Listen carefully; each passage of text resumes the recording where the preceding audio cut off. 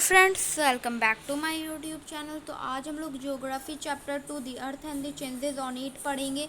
तो इससे पहले अगर आपने अभी तक मेरे चैनल को सब्सक्राइब नहीं किया तो सब्सक्राइब कर दें और लाइक भी कर दें और अपने फ्रेंड्स के साथ शेयर जरूर करें। तो फ्रेंड्स चलिए पढ़ते हैं।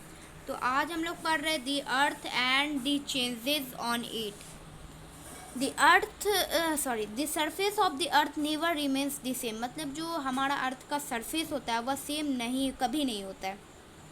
It constantly undergoes changes. इसमें जो होते हैं बदलाव होते रहते हैं। This changes can be sudden और ग्रेजुअल। मतलब ये चेंजेस जो होते हैं, ये बदलाव जो होते हैं वे अचानक भी होते हैं और धीरे धीरे भी होते हैं। The sudden changes originate inside the earth due to volcanic और अर्थक्वेक एक्टिविटीज़। ये जो सडन अचानक चेंज होते हैं ये ज़्यादातर अर्थ के अंदर भीतरी भाग से होते हैं। किसके दौरान? तो वॉल्केनो, जैसे वॉल्केनो जो होता है ब्लास्ट हो जाता है, और अर्थक्वेक एक्टिविटीज़ जैसे कोई भूकंप आ जाता है। तो ये सब these forces bring radical changes and are easily visible.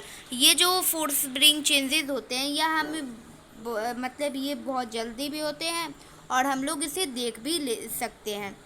On the other hand some changes are very slow and take place gradually over a very long time. मतलब दूसरे तरफ जो होता है कुछ चेंजेस बहुत धीरे होते हैं और बहुत ज़्यादा समय ले लेते हैं। This could be due to natural forces such as carrying of soil by rain water, changes in the course of river, wind carrying soil particles with them etcetera. मतलब ये जो होते हैं किसके दौरान? तो नेचुरल फोर्सेस के दौरान।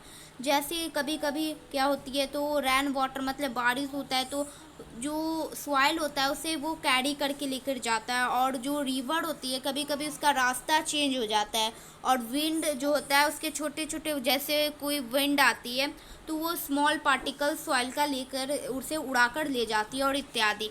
Human factors can play an equally important role in changing the surface of the earth. मतलब ह्यूमन फैक्टर्स जो है वो भी इक्वली इम्पॉर्टेंट रोल प्ले करते हैं हमारे अर्थ के सरफेस को चेंज करने में। तो कैसे करते हैं? तो चलिए हम देखते हैं द एग्जाम्पल्स। यहाँ पे एग्जाम्पल है are cutting down of forest, constructions of roads, bridges and railways line, large scale meaning building of dams एल्सेक्ट्रा।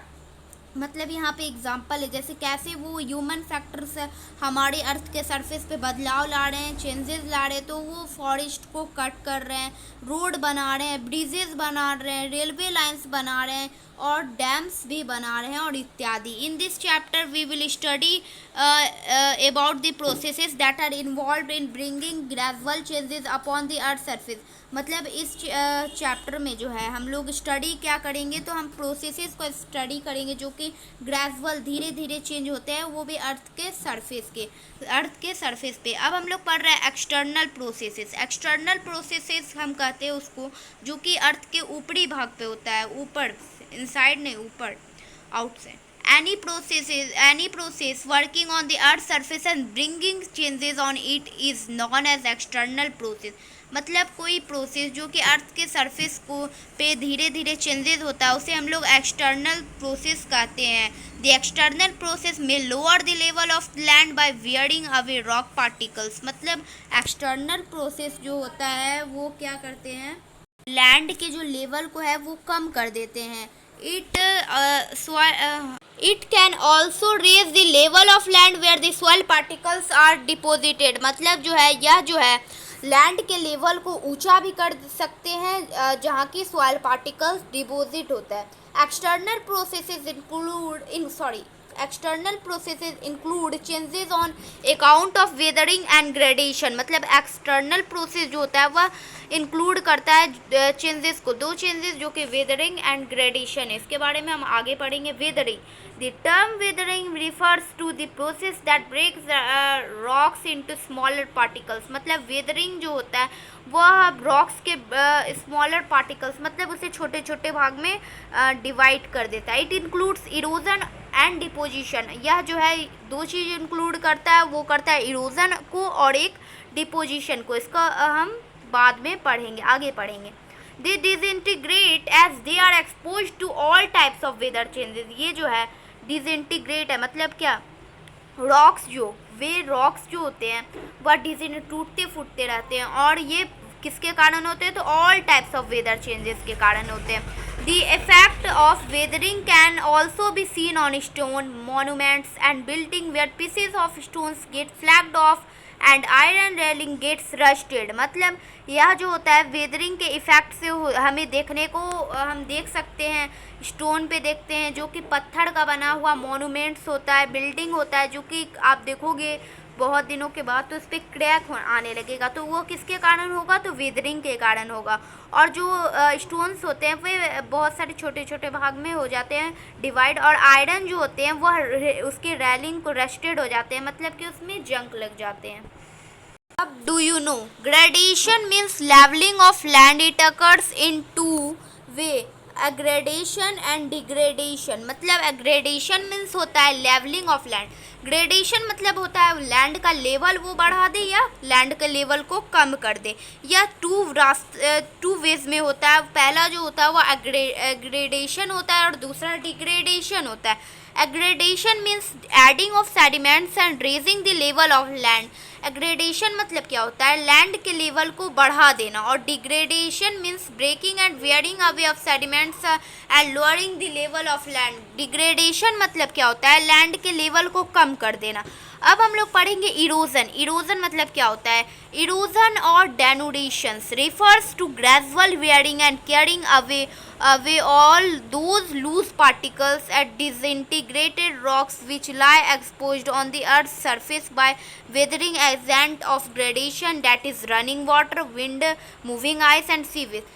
Gradation जो होता है वह ग्रेजुअल वियरिंग है, मतलब वो लूज पार्टिकल्स को, छोटे छोटे रॉक्स के लूज पार्टिकल्स को वह डिसइंटीग्रेटेड करते, तो कहाँ? अर्थ के सरफेस के पे। और वह किसके द्वारा होता है? तो वाटर वेदरिंग एजेंट। जैसे आप मान लो कि एक बहती हुई नदी आ रही है, वह जो है इरोजन कर रही है, मतलब किसी भी चीज़ को बहा कर ले जा रही है, तो वह किससे लेकर, उसका एजेंट क्या है? तो वो रनिंग वाटर है, विंड है, मूविंग आइस है, ये सब है।